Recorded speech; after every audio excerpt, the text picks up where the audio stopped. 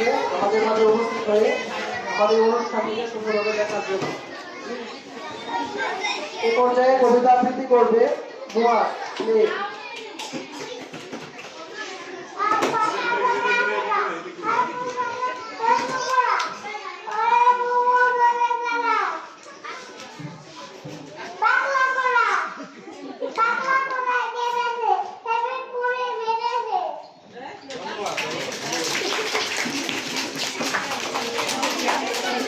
ধন্যবাদ।